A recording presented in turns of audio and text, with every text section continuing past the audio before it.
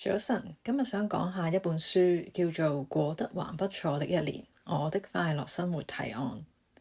英文係 The Happiness Project。經過咗呢幾年，我諗好多人都未必話過得好開心。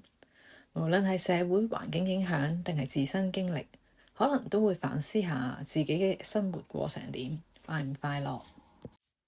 而呢本書嘅作者 Gretchen Rubin，正正就係有一日喺巴士上突然間諗到，雖然佢嘅生活都過得唔錯，有家庭有事業，但係佢好似未有真真正正去追求幸福。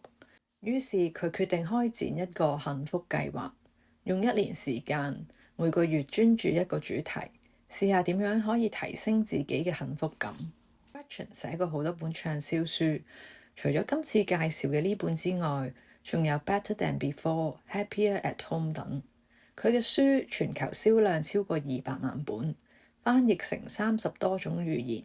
佢嘅作品咁受歡迎，係因為佢用輕鬆嘅方式分享點樣令生活變得更加美好。佢嘅計劃亦好有條理，每個月有一個主題，有具體嘅目標同行動。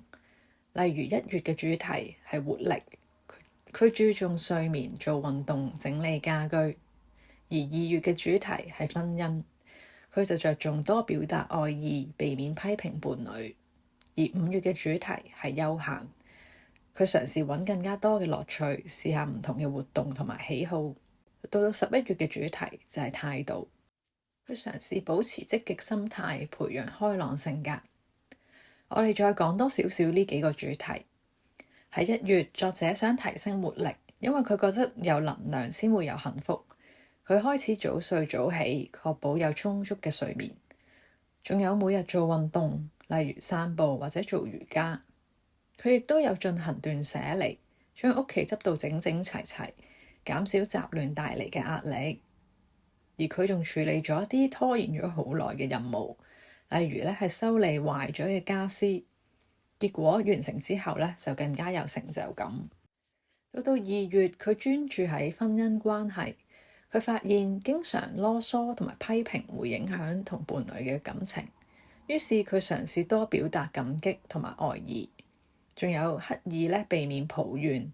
佢甚至挑戰自己1個星期都唔講負面嘅說話，結果不單止自己心情好咗，連同另一半嘅關係都有改善。去到5月，主題係休閒。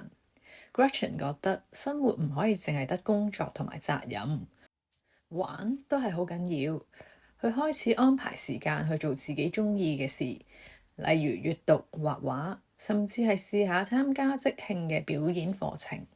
呢啲活動令佢覺得好新鮮、好開心，仲幫佢重新發現生活嘅樂趣。去到11月，佢專注於態度。所謂心態決定境界，佢意識到保持積極嘅心態對幸福係好重要。為咗培養呢種心態，佢決定要多啲大笑，喺日常嘅生活中揾快樂嘅時刻。研究顯示，笑可以釋放安多酚，提升情緒。佢亦都經常表達感激同埋讚美他人，特別係對日常小事嘅肯定，培養感恩嘅心態。呢樣係有助改善同其他人嘅互動。通過俾正面嘅評價同埋表達感激，去提升咗自己嘅情緒，亦都令周圍嘅人覺得開心。除此之外，佢為自己建立咗一個避風港，一個自己感到安全、可以放鬆同埋充電嘅地方。例如係喺家中揾一個安靜嘅角落。通過呢啲行動，佢致力於變得更加正面。佢仲反思咗接受失敗嘅重要性。書裡面有一句說話：當我思考點解有時候唔願意推動自己嘅時候，我意識到咁係因為我害怕失敗，但係要獲得更加多嘅成功，我係需要願意接受更多嘅失敗。反映出佢喺度試圖通過積極嘅心態去克服困難。經過1年嘅努力， Gretchen 學到好多關於幸福嘅真諦。佢發現幸福唔係一夜之間可以達到，而係要靠每日嘅小改變同埋反覆練習而得到嘅。雖然佢講嘅方法未必每個都 work， 或者係適合每一個人，但係整體嚟講，佢嘅幸福感係有提升，仲更加珍惜自己嘅生活。其實我哋每個人都可以試下制定自己嘅幸福計劃。唔使做太大嘅改變，簡單例如每日寫3件感恩嘅事，保持運動，或者同屋企人朋友多聚會，建立正面嘅心態，都可以令你更加快樂。幸福係一個旅程，只要肯踏出一步，你可能會發現生活係會有所改變。如果你對過得還不錯的一年有興趣，不妨揾嚟睇下，參考下佢裡面嘅方法，揾到屬於自己嘅幸福。今日就講到呢度，感謝大家收聽，希望你哋喺呢個新嘅欄目都會得到一啲啟發。拜拜！如果你鍾意我嘅影片，記得 like、comment 同埋 subscribe，支持我一波。